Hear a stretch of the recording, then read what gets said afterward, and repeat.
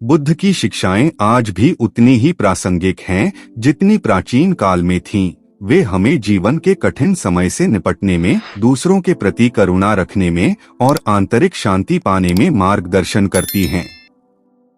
अगली बार जब आप जीवन की चुनौतियों से जूझ रहे हों, तो टूटी थाली की कहानी को याद करें और याद रखें, बुद्ध का मार्गदर्शन हमेशा आपके साथ है।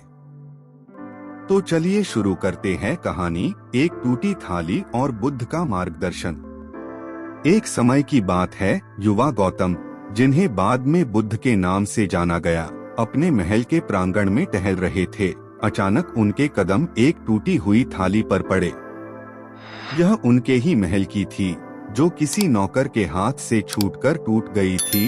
टूटी थाली को देखकर गौतम रुक गए। उन्होंने देखा कि कैसे एक बार की सुंदर और उपयोगी थाली अब टुकड़ों में बिखरी पड़ी थी। इस टूटी थाली ने गौतम के मन में गहरी विचारधारा को जन्म दिया।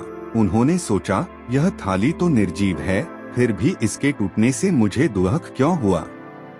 क्या जीवन भी इसी तरह नश्वर नहीं है? क्या हम सब एक दिन इसी तरह टूटकर बिखर नहीं जाएंगे? इस चिंतन ने गौतम को अस्वस्थ कर दिया। वह महल छोड़कर जंगल की ओर चल पड़े। वह आत्मज्ञान की खोज में लगे रहे, विभिन्न गुरुओं से मिले और कठिन तपस्या की। आखिरकार कई वर्षों के बाद बोधगया के एक पीपल के पेड़ के नीचे उन्हें ज्ञान प्राप्त हुआ। ज्ञान प्राप्ति के बाद बुद्ध अपने अनुयायियों को समझाते थे कि जीवन नश्वर है, लेकिन दुख भी नश्वर है। दुख का कारण हमारी इच्छाएं और आसक्ति हैं। यदि हम इन पर विजय प्राप्त कर लें, तो हम दुख से मुक्त हो सकते हैं और निर्वाण की अवस्था को प्राप्त कर सकते हैं।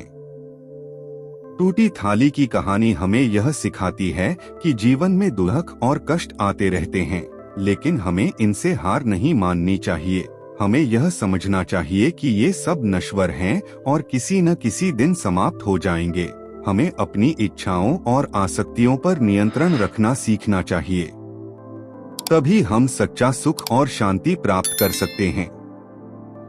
मुझे आशा है कि यह कहानी आपको प्रेरित करेगी और जीवन की कठिनाइयों का सामना करने का हौसला देगी।